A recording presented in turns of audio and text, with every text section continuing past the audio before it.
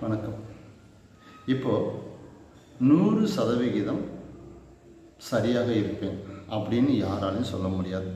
அதே போல் 100% சரியான நபர்களுடன் மட்டும்தான் நான் பழகுவேன் அப்படின்னு சில பேர் சொல்கிறாங்க. அப்படி சொன்னோம்னு நினச்சானா கண்டிப்பாக யாராலையும் முடியாது. இதுக்கு ஒரு சின்ன கதை சொல்லலாம் அப்படின்னு பார்க்குறேன். என்ன அப்படின்னு கேட்டிங்கன்னா, ஒரு 10 பேர் சொன்ன ஒரு நண்பர் கூட்டம் இருக்குதாங்க. அந்த நண்பர் கூட்டத்தில் பார்த்திங்கன்னா ஒருத்தருக்கு பார்த்திங்கன்னா மது பழக்கம் இருக்குது. அவருக்கு மது பழக்கம் மட்டும்தான் இருக்குது, மற்றபடி அவரோட கேரக்டர் எல்லாமே சூப்பர்.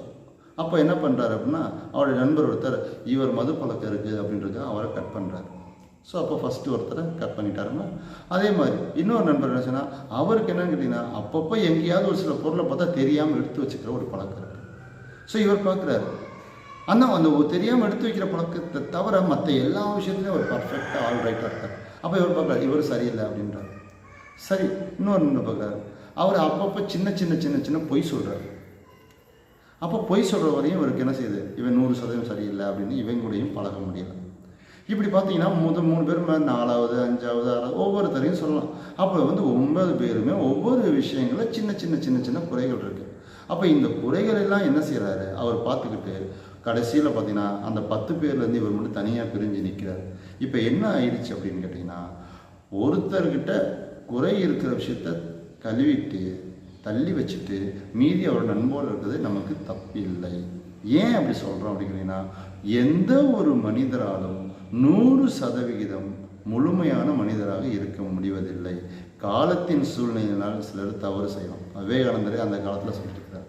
என்ன சொல்லியிருக்கிறார் அப்படின்னு கேட்டிங்கன்னா, ஒரு பெண் தவறாக செல்கிறார் என்றால் அவரை பற்றி நீங்கள் குறை சொல்லக்கூடாது. ஏனென்றால் அந்த பெண்ணின் சூழ்நிலை என்ன என்பது அவளுக்குத்தான் தெரியும் அப்படின்னு சொல்லி விவேகானந்தர் அதை கோடிட்டு காமிச்சிருக்கார். அதே போல் திருக்குறளில் திருவள்ளுவர் சொல்லியிருக்காரு, பொய்மையும் வாய்மையிடத்து புரை தீர்த்த நன்மை பயக்கும் எனினும். ஒரு நேரத்தில் ஒரு பொய் சொல்கிறதுனால நல்லது நடக்கும் அப்படின்னா பொய் சொன்னால் கூட தப்பு இல்லை அப்படின்றாரு. அப்போது அதுக்காக நான் பொய் சொல்லுங்கன்னு சொல்லலை, தப்பாக செய்யுங்கன்னு சொல்லலை, அப்படிலாம் சொல்ல வரலை. ஆனால் என்னது, காலத்தின் கட்டாயம் அவர்கள் ஏதோ ஒரு சூழ்நிலையில் ஏதோ ஒரு இதுக்காக அவர்கள் தள்ளப்படுகிறார்கள். தள்ளப்படும் போது அவர்களை நாம் புறக்கணிக்கக்கூடாது. அப்படி புறக்கணிச்சுக்கிட்டே இருந்தோம் சொன்னால் ஒருத்தர் கூட நண்பராக இருக்க முடியாது. அதைத்தான் ஒரு பழமொழியாக சொல்லுவாங்க, குற்றம் பார்க்கின் சுற்றம் இல்லை. உங்கள் வீட்டுக்காரம்மா கிட்ட இருக்க குறையை நீங்கள் பார்த்தீங்கன்னா வீட்டுக்காரம்மா கூட பேச முடியாது. உங்கள் குழந்தைகிட்ட இருக்க குறையை பற்றி பார்த்தீங்கன்னா உங்கள் குழந்தை கூட பேச முடியாது. உங்கள் நண்பர்கிட்ட இருக்க குறையை பார்த்தீங்கன்னா நண்பர்கிட்ட பேச முடியாது. அப்போ இப்படி தொட்டு தொட்டு தொட்டு தொட்டு பார்த்தீங்கன்னா ஒரு மனிதர் எவ்வளவு தான் வச்சுக்கணும்னா மேக்சிமம் ஒரு 60 மதிப்பெண் பெறக்கூடிய தகுதி இருக்க நபராக இருந்தால் அவர் ஒரு நல்ல மனிதர், அவ்வளோதான். அதுக்கு மேலே நீங்கள் எதுவுமே 100% சரியாக இருந்தால் அவரால் இருக்க முடியாது. எப்படி, இப்போ உங்களை பார்க்குறாரு, உங்களை பார்த்தோன்னே சொல்கிறார், நீங்கள் செய்கிற எல்லா விஷயங்களையும் அவர் உடனே பிடிச்சிருக்கு, சூப்பராக இருக்குது அப்படின்னு சொல்லுவார். ஏன்னு கேட்டிங்கன்னா உங்கள் முகஸ்துதிக்காக. இல்லைன்னு என்ன நடக்கும், நீ செய்கிற சரியில்லைன்னா உடனே அவருடைய நட்பை கட் பண்ணிடுவோம்.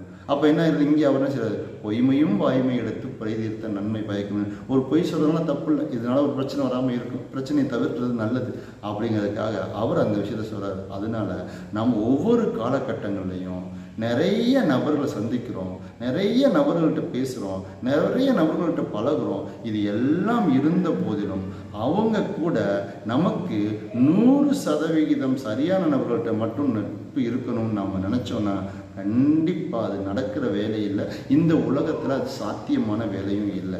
முடிஞ்ச வரைக்கும் ஒரு சில குறைகளை நாம் என்ன செய்யணும், ஏற்றுக்கிட்டு அவங்களும் நம்மளுடைய நண்பர்களாகவோ நம்மளுடைய உறவினர்களாகவோ பாவிச்சோங்கன்னா எந்த ஒரு பிரச்சனையும் இல்லை. ஏன்னா நேற்று பேசிய விஷயம் இன்னைக்கு சாதாரணமாக இருக்கும், போன வாரம் நடந்த விஷயம் அன்னைக்கு ஒரே அறிபறியாக இருந்திருக்கும், ஒரு பிரச்சனையாக இருந்திருக்கும், தலைவலியாக இருந்திருக்கும். இன்றைக்கி பார்த்தா ஏன்டா அந்த விஷயத்தை அப்படி செஞ்சோன்னு தோணும். ஸோ இது எல்லாமே என்ன காரணம்னு கேட்டிங்கன்னா, அந்த காலகட்டத்தில் கொஞ்சம் அதை தாமதப்படுத்துகிறோம், கொஞ்சம் வெயிட் பண்ணியிருந்தாலோ நமக்கு அந்த பிரச்சனை பெருசாக தெரியாது.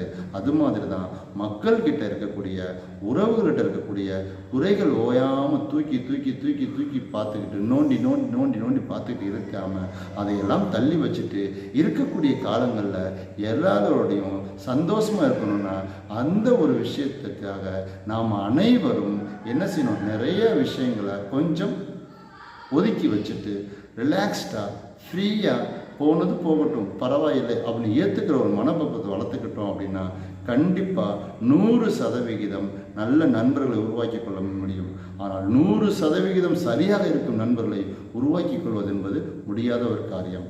நன்றி, வணக்கம்.